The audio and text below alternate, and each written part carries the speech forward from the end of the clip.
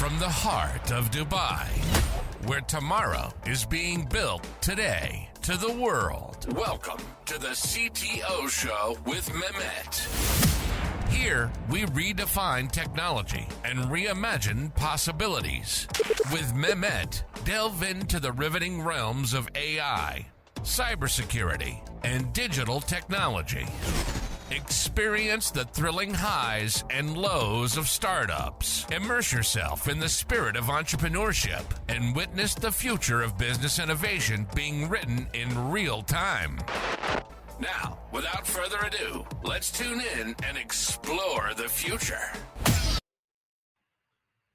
Hello and welcome back to a new episode of the CTO Show with Mohamed. Today, I'm very pleased to have with me from the UK, Dr. Mohamed Zaki. He is a professor in the University of Cambridge. But Dr. Mohamed, what I love to do, I keep it to my guests to introduce themselves and what they are up to.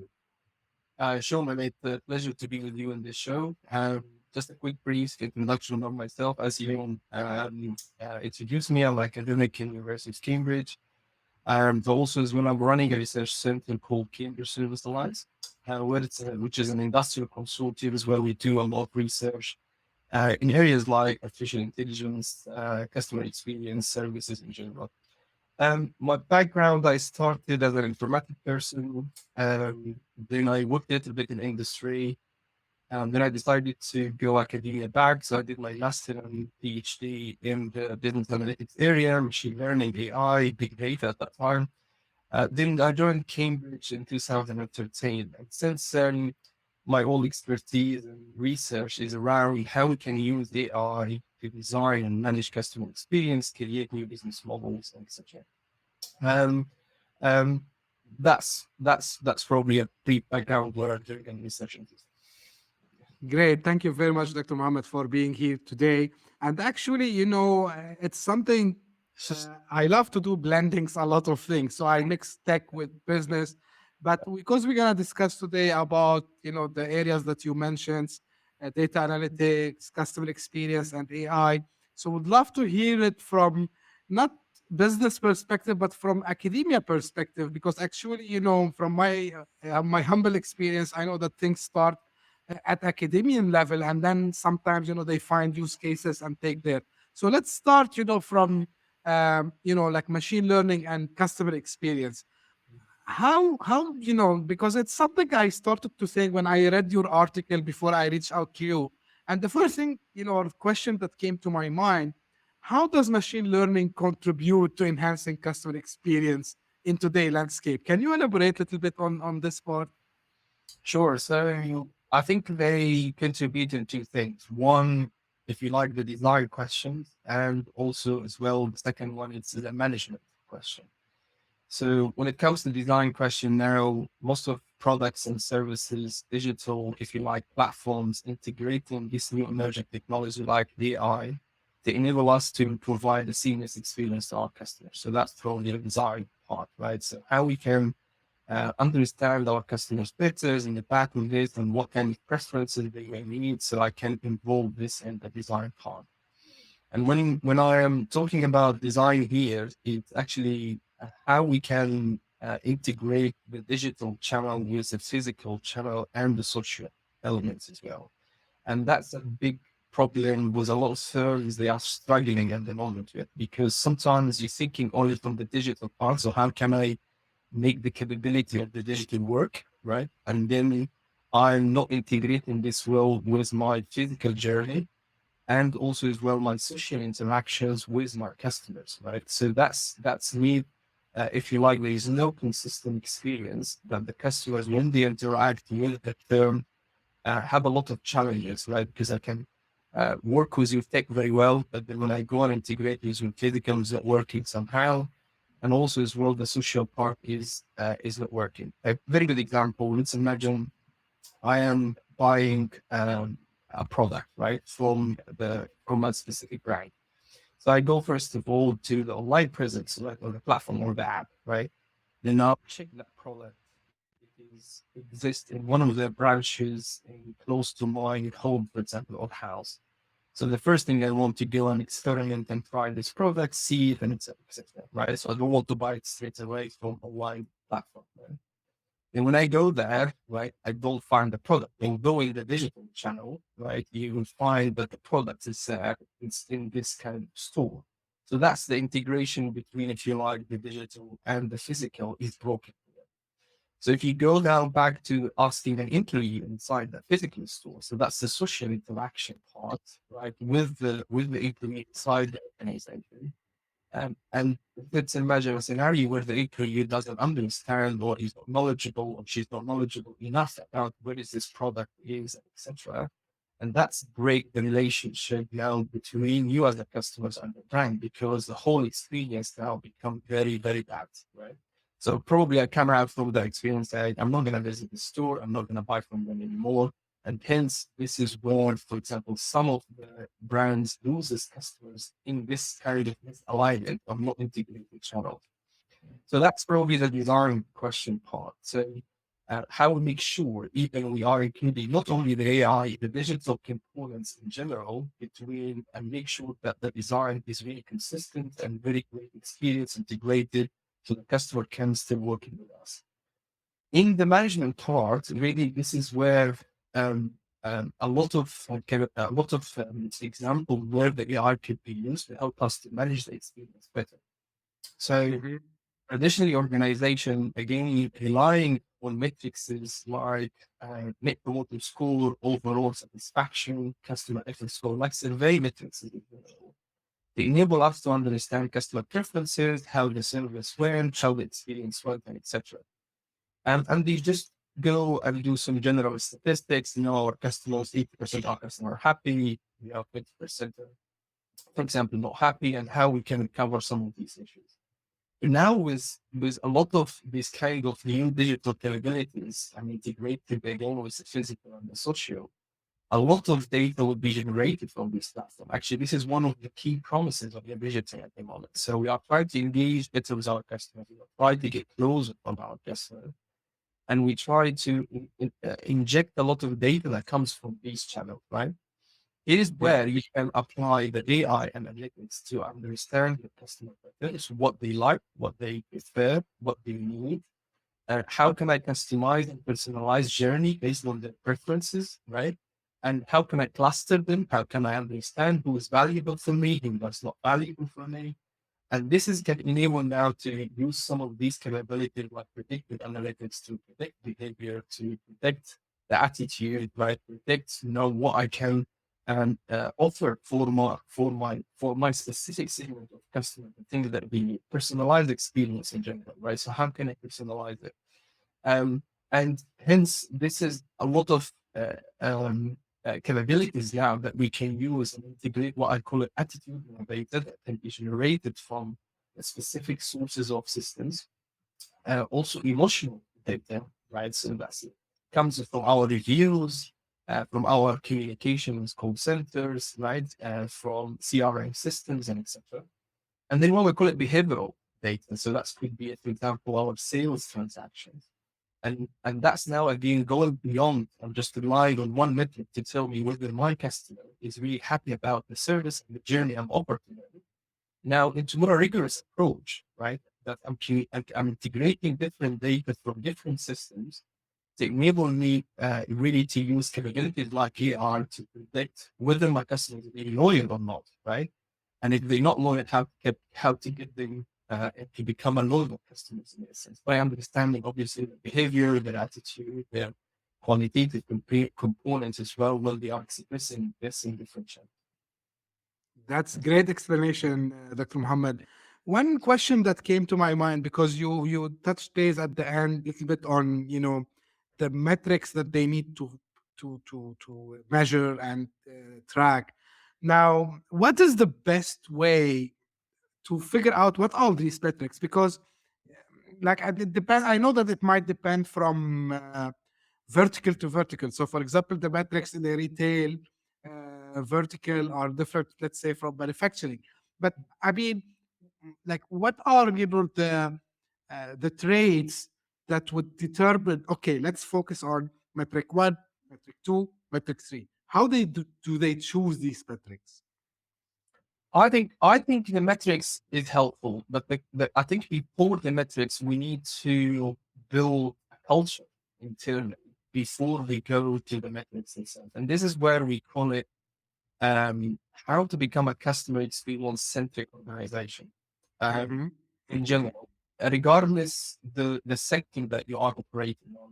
We saw a lot of examples where firms just focusing about product centricity or service centricity, they not return the same return of investment. I mean, when they are investing in technology and etc. Than the one that really relied on experience as a key thing, right, or a key culture that enable all the organization to work around it, enable to sell experience in essence, right?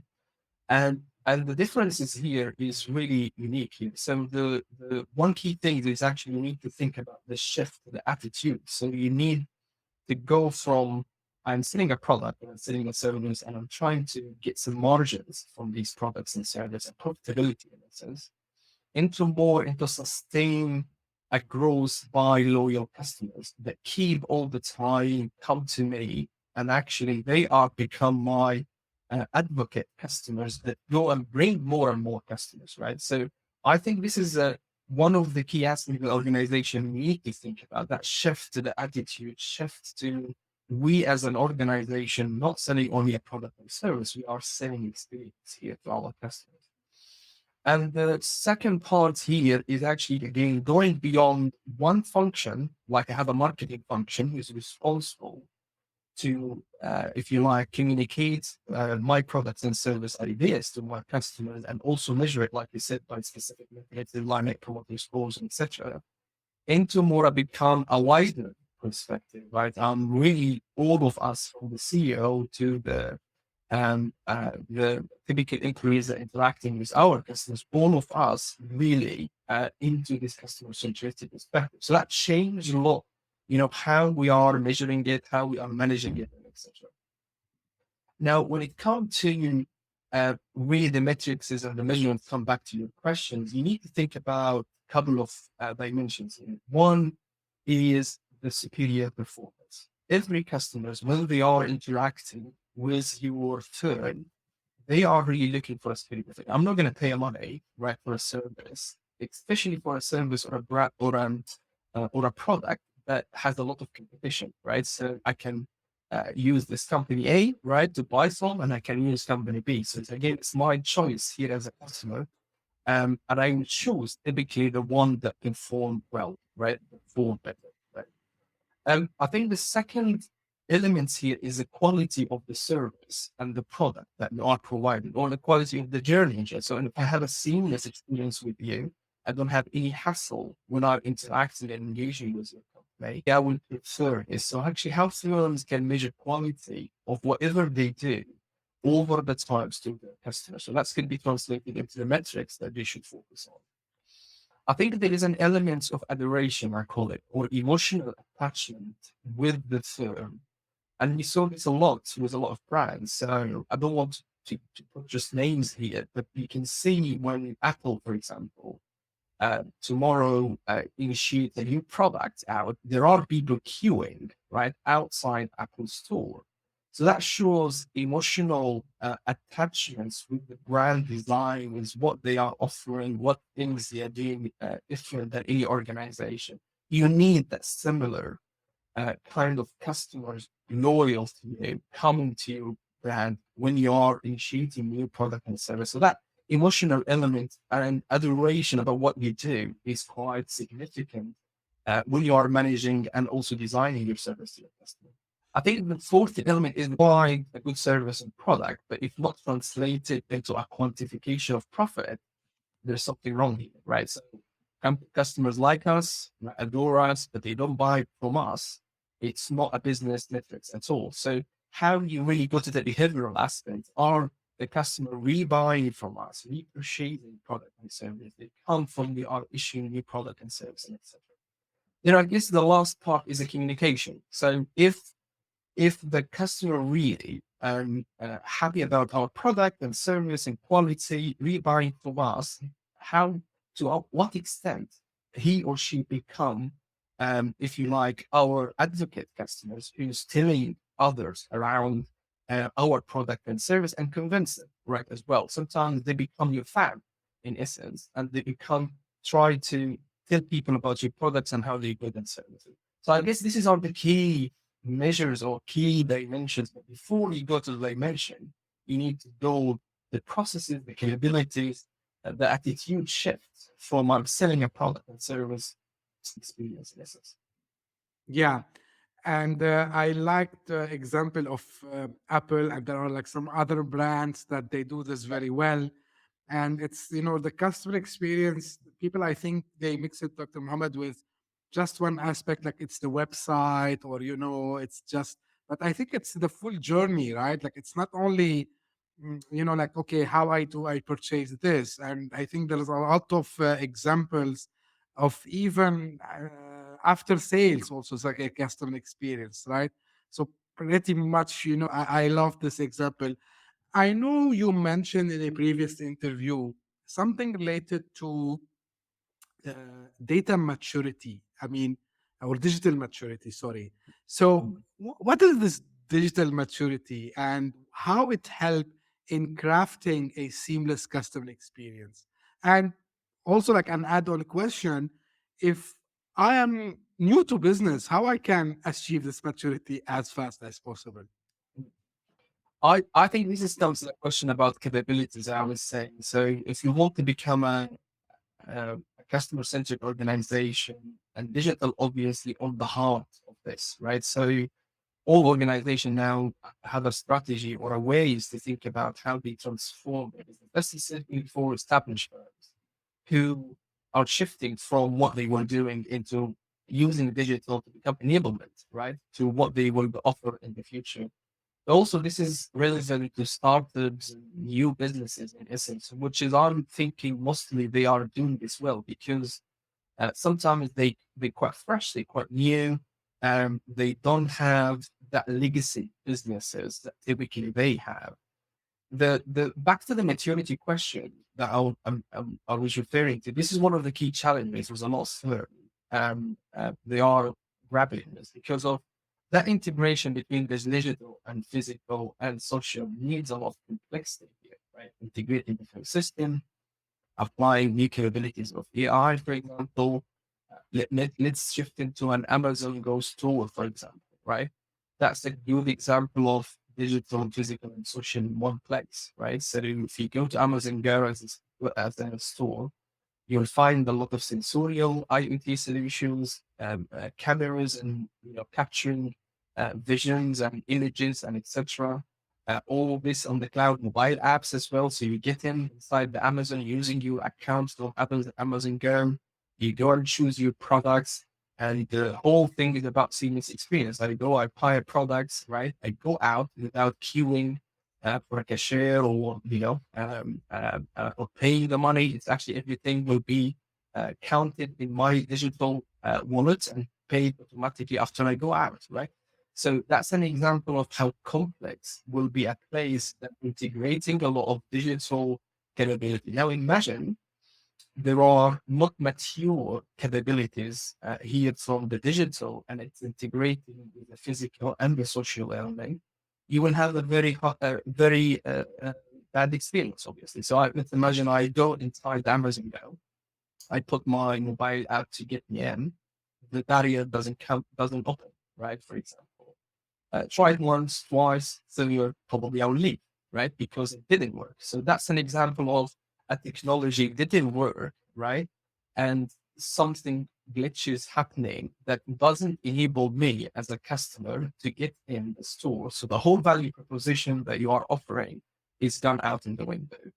Another good example is typically chatbot interactions and etc. So how many of us, right, have a lot of bad experience with chatbots that when we are interacting in digital platform, although it's quite mature at the moment, it's technology, but it's still not in the level that fulfill your needs, what you want from the company. And you get frustrated very quickly because you expect that companies does these things very well.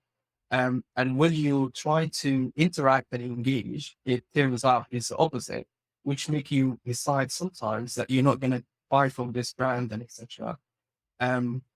Microsoft at some point as well, that same, experience that happening become abusive in the social media. So they have to shut it down in the second day. So even with a big tech firms, sometimes that maturity doesn't reach and they put it in the public eye of the customers to engage with and interact. And if it didn't work, it could really come back as a firestorm of, I'm not going to use that service again. I'm not going to use that product. So it's key important when you are offering a digital service, it has to be mature and work, because one of the key aspects that customer really come to you is about the function, right? I need something from you. And if it doesn't work, I'm not going to interact and engage with you. So you could lose a lot of customers with that journey at some point. Yeah, correct. And I've heard about stories before the chatbots became so famous, but that was with IVRs, Yeah. where there's a robot that actually answers you, and people were frustrated, because they were rerouted again, and Yeah. you don't have an access to a human being Yeah. to speak with. And yeah, like it's funny stories. Now, we are discussing mainly kind of the mass or the business that, it's like B2C businesses. Right. Now, personally, I'm curious to know how that compare or can be applied also to B2B businesses. And I'm asking this out of curiosity because, like every company that I used to work for, like even now I do business to business. I say I want to be customer centric. I say I want to give the customer experience, but you're dealing with business. So someone might ask, okay, how does that work in that space? No, it's the same. So when I'm talking about the whole customer centricity approach is actually B2B and B2C, and actually B2B more easier, not easier in that sense. It's actually more relevant because it's based on relationship, right? So you have a handsome or not handsome. It's like a number of customers that you are interacting and engaging with them. Some of them you have very good relationship with, so that's why you have a success manager or you call it account manager. And some of them they not that valuable to you, so that's why they are scattered around. They come to you from one time to another to buy specific products and services. And in general, a lot of these B2B organizations really go into that customer simplicity as well because it's valid. So imagine if I'm a loyal customer here, because a B2B relation sometimes is the volume Right. of the transaction is quite a huge amount of money. So that's why you are trying to build that kind of great relationship with them. So imagine the world again of digital and physical and social, what that means, right? So let's take an example of um, um, um, construction example, or for example, asset heavy, for example. So that's a B2B relationship. So one way is if you think about, I have a machine, a digger, right, that will operate in a quarry. So a lot of these kind of asset heavy industry try to go from a traditional approach that the customer calling you, right, when there is a breakdown of one of these assets and ask for your help to send a technician to fix a machine, for example, right? And again, that could take a visit of 2 to 3 days. You go diagnose, for example, you need the right tools, you come back again, you need the right part as well to fit it in and etc. Right? So that's again part of the journey, part of the experience. Now you want to employ the digital now, right? So you could think about ways of which is exist at the moment, obviously. So you have predictive maintenance, for example, right? So you have some assets, sensors inside these assets, which give you an indications when these machines could fail. So now become a proactive approach, right? So I can tell my customers, like, you don't need to react to work in reactive mode and call me when the machine gonna fail. I can, right, straight away from my operations center, identify the machine that will have a problem, and automatically I will send the right part, the technician that can fix the machines and etc. So that's again, if you think about the digital physical here, become changing because I'm moving from a traditional social interaction with the customer into more integration of the digital and the physical, because you're still operating in a workshop or a site, but also as well, you're still relying on your technicians to go and fix the machine. So there is that human to human interaction with the customer.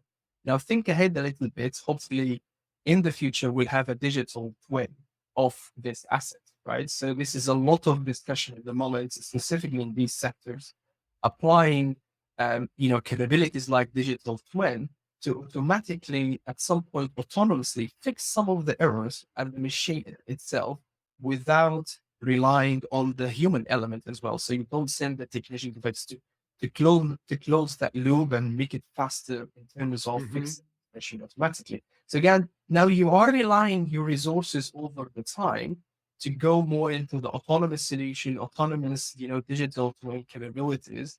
And that's again to keep your relationship with your customer better, offer new services, because again, it's relying on the experience, offer new offers again that could actually build the data-driven business model opportunity with your customers, which it can move again from a traditional contracts that you're having with your customer here into sometimes it's a platform or a SaaS services. So you are shifting again your business model opportunity, relying on the experience, relying on the digital to offer the right solution for your customer. So to summarize, it's actually for B2B, in some instances, it's actually more important because it builds that kind of relation more and more with your customers and avoid them to shift to another vendor. Great explanation again here. Now, you mentioned something a few moments ago regarding, because of course, when we decide to be customer centric and, enhance the customer experience, we need, you said, to also have the culture, right? So now in a traditional business, like I know that a lot of these things currently they are hiring chief digital officers sometimes, but who is really the one who should be lobbying and convincing the board that guys, we need to be, as you said, data driven, we need to be customer centric. So first, whose responsibility if there is no chief digital officer? Second, from your experience, what advice you can give them, let's say, so what are the pitch that they need to use to convince the board to go and actually become a customer centric data driven company? I think there is a lot of statistics. So you're right. So there is a question about the sponsorship and leadership inside the organization.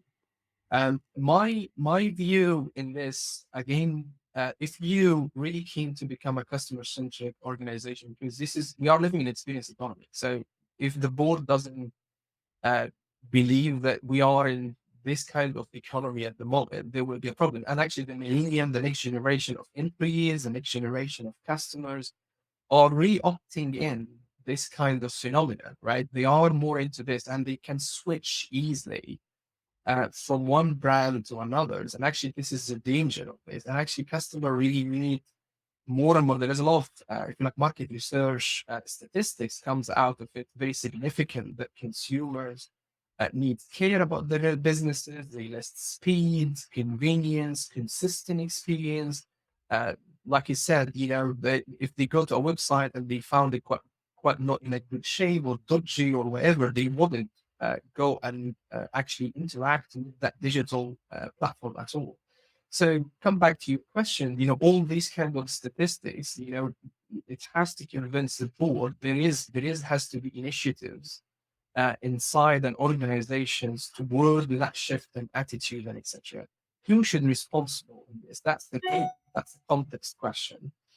But more importantly, it needs like a refreshing of sponsorship. You need to give organization or who is leading this the agility and the responsibility to take action, right? How to build programs internally to do this kind of integration that we talked about and etc. Now it could be under the CEO, right? Kind of initiative because it has to be visionary enough, right? To explain to the whole organization strategically why we are shifting into more customer-centered organization. And that could be translated into capabilities that they have, but also methods, but also as well a way and process internally, because you still have the delivery part, which has come from our employees and our frontline that would integrate with our customers. It could be your really give this to your chief marketing officer, or you could actually appoint a chief experience officer. There are organizations at the moment, they are really giving this to a specific person to think with the digital officer or the data officer, if you like, how we can build an alignment between our digital capabilities and the right journey that we want to offer to our customers to enable us to understand it better. So to answer your question is, I think you have two ways here. One is the top down, and it has to be sponsored somehow by your chief executive officer. And to be honest, the convincing part is actually coming from when you are really build business cases, engaging with your customers, and you have a profitability comes all the times from your loyal customers. It will be a very easy pitch to your board to say, we need more to build these initiatives and capabilities. So going beyond again that traditional metrics is that, you know, our customers say 80% are happy or not happy, going deeper into their behavior, build personalized experience. Again, if you look to digital board firms, that's what all the offer is about. So think about Netflix. It's about personalizing movies to specific segment, culture, country, right? That they are really offer about this. And that's all the business model is around this, Spotify, right, etc. So that would be translated as well to some of the establishment contexts, startup contexts as well. And you know, how you build these offers based on the experience, which could be translated into sustainable growth of loyal customers over the time. And if you show these statistics and these return of investments from some of the successful initiatives you do, it will really a good pitch to your customers. To both. Yeah, great. And spot on, I would say again.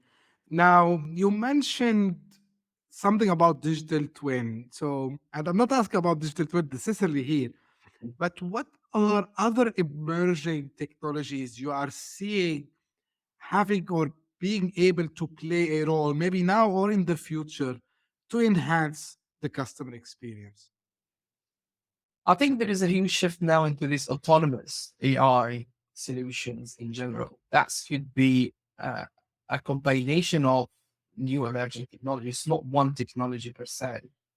And I would say in some contexts and some businesses, not the one technology could be the case. You can have the cloud, obviously, combined by the AI capability and AI. You could obviously include the generative AI at the moment, right?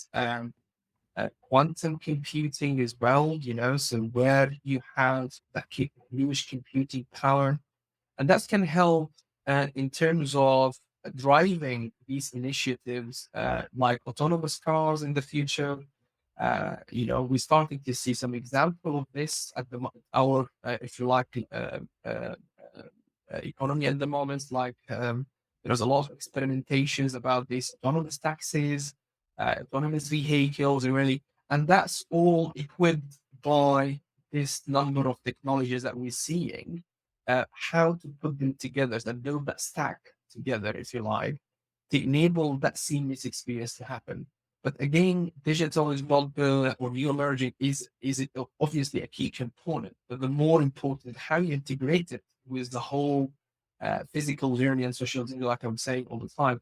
And because if it's only that digital part, sometimes it becomes silos, and there is a lot of breaking in experience, if you like. And these interaction engagement needs a lot of thinking, a lot of new methods to integrate it, new ways of designing it to make sure that these experiences are seamless. And sometimes reach that point what we call sometimes customer delight. So if you want to think about how to go extra mile with your customers. So this is how you think about delighting your customers in some instance to enable that loyalty to increase and to enable you to use all the time. So it's a combination of these new emerging technologies. Obviously, there are technologies not only in the tech, but there are other technologies contextual. So thinking about the car, for example, kind of context, or automotive in general.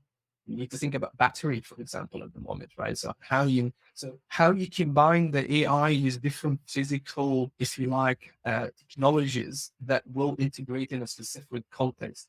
And we'll see this more and more and more. And this is where I would say a lot of established firms are struggling, because sometimes the pace of these technologies is quite high, and you build a strategy about using specific technologies to enable you to offer build the business cases internally and offer things to your customers.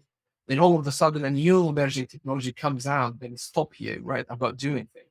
So this is the, if you like, one of the key challenges that we are facing in digital transformation in general, because of the pace of the technology volatility. Also as well, you don't know your competitor.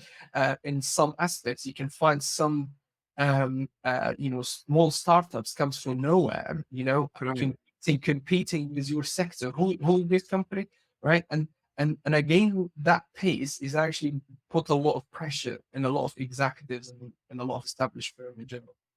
Yeah. Now, to your point, Doctor, like how fast, because back in the days, and I've had the chance to work within the academic, let's say, society for quite some time. So at that time, I used to hear, whenever we do something on the academic level, whether it's a research center or, maybe it's like writing papers and so on, it used to take long time until it reached out and get the business case.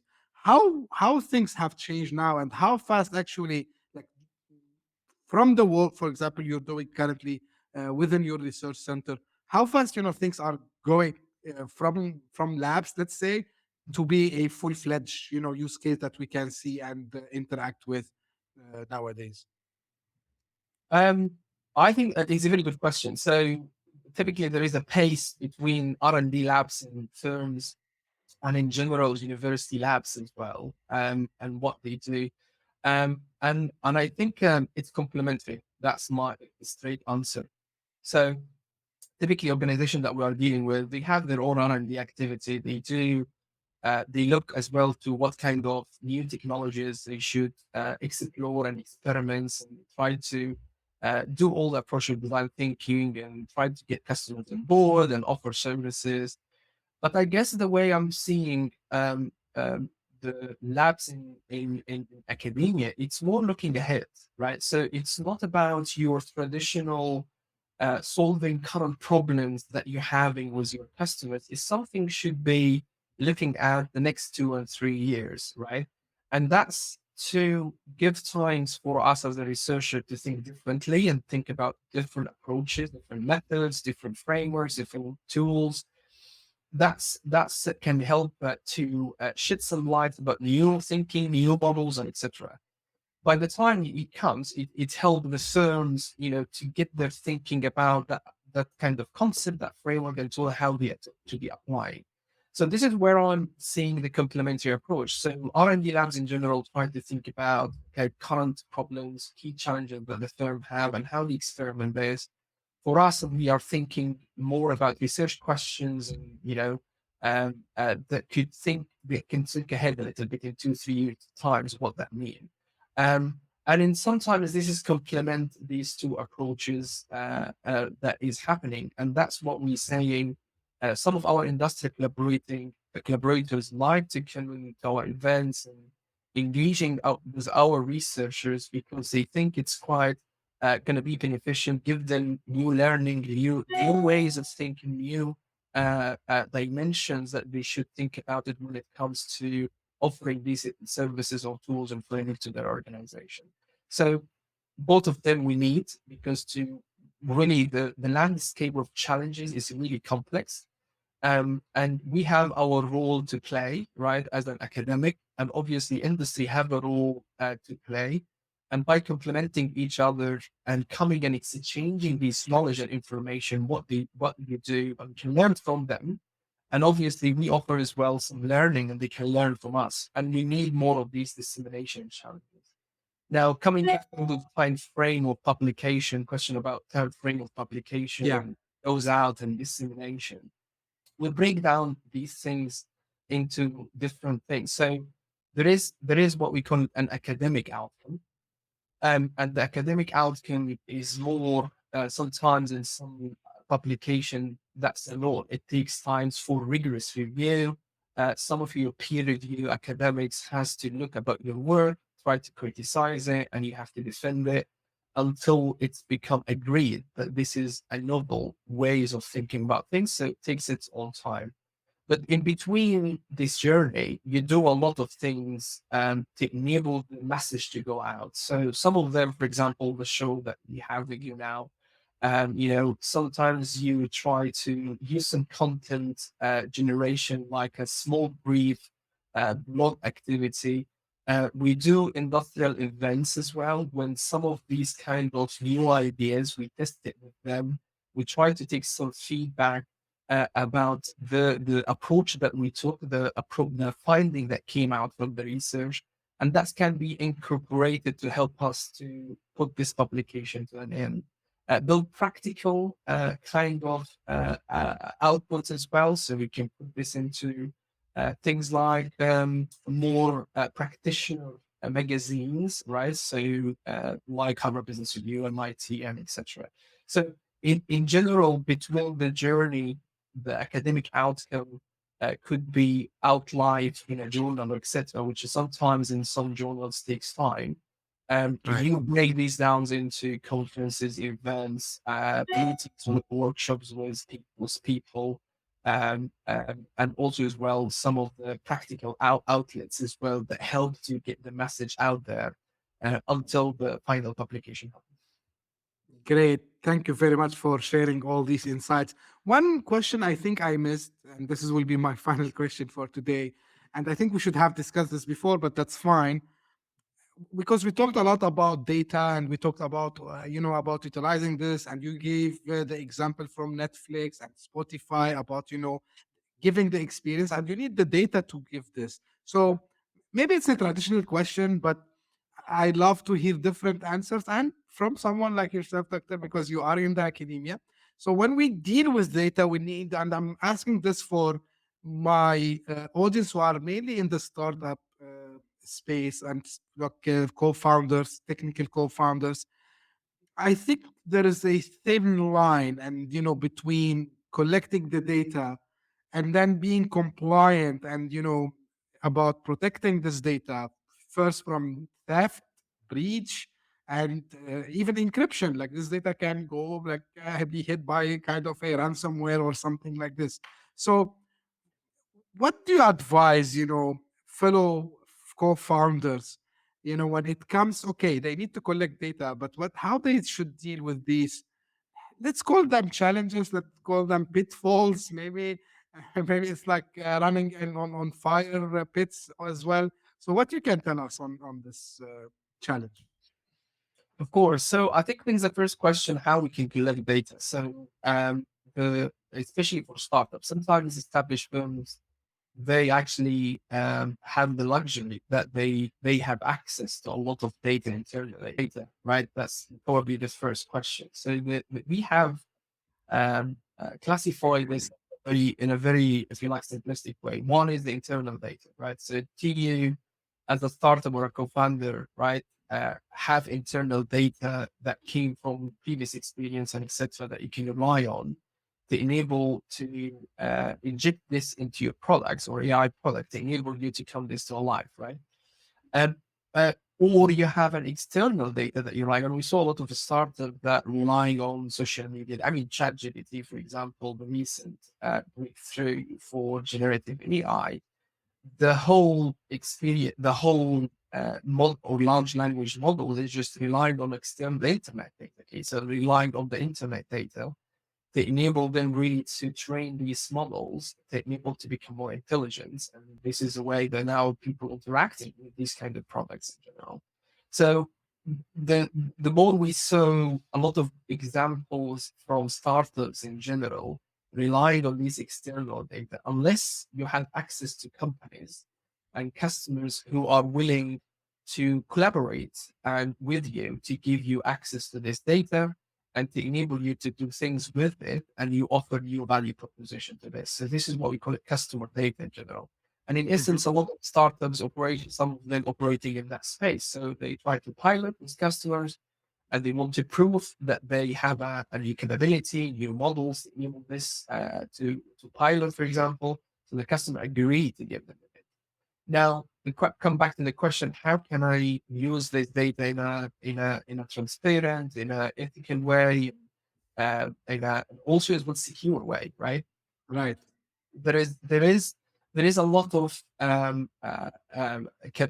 ways to think about this. So probably at the first start, typically established firm, when they provide you the data, they will operate in non-disclosure agreement. So this is one of the key things that they will start with you and integrate with you. And you need to make sure that obviously all the things that you complied with, you are really not in a situation where you have a problem later on. So, like you said, theft or data has been breaches, etc. There is also relying on some cloud infrastructure, established cloud infrastructure like Amazon and AWS and etc.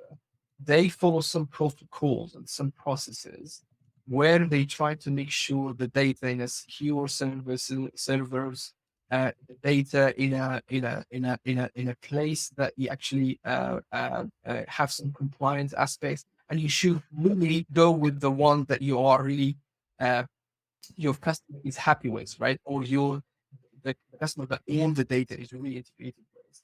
Now, technology in general has this kind of problems all the time, right? So you will find a hacker or something that they could try to steal these kind of data for ransoms and etc. And these kind of things. This is why you have to not to really get excited as a startup in general, that you are really capturing some data from your customer.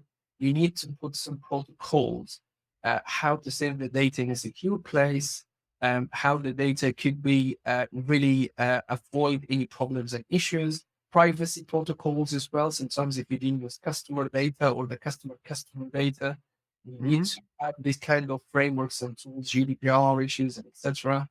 Where are you operating in general? And this is really key important things to make the customer of this startup of this firm trust the firm over the time, that they put the right protocol, the right guidelines, the right processes to avoid any issues that are happening in the future. Um, but that's one of the kind of key advices. And I found a lot of co-founders get excited about like getting the data. Now let's apply some of our capabilities on the data, that they put the data in servers where it's not secure, for example, or machines is not secure, exchanging this data as well. So it has to be a protocol where you can share and exchange and secure this data, applied in the right way.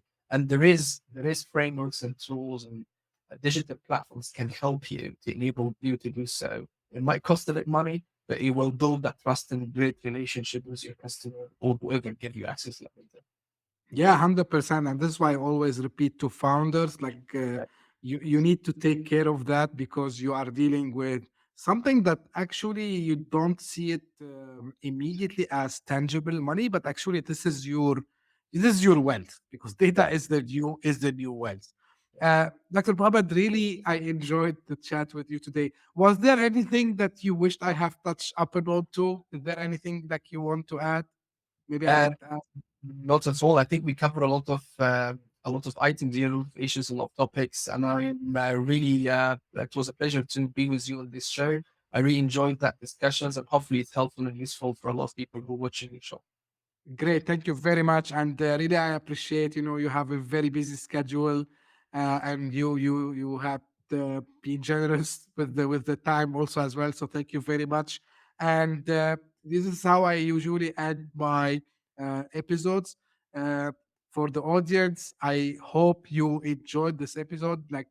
I tried to do this time something different, having someone from the academia to tell us about what's happening in the customer experience, digital transformation, and even data security we touch on at the end. So thank you for the feedback that you are always sending. I really appreciate that. Thank you very much for all the recommendations that you also are writing to me. And as usual, if you also are interested to be a guest on the show, don't hesitate. Reach out to me, and can arrange for that. No issues at all. And don't forget to tune in to a new episode very soon. Thank you very much, and bye bye. Hit that subscribe button, share the show with your tech-savvy friends and fellow entrepreneurs, and leave us a review on your favorite podcast app. Your support means the world to us.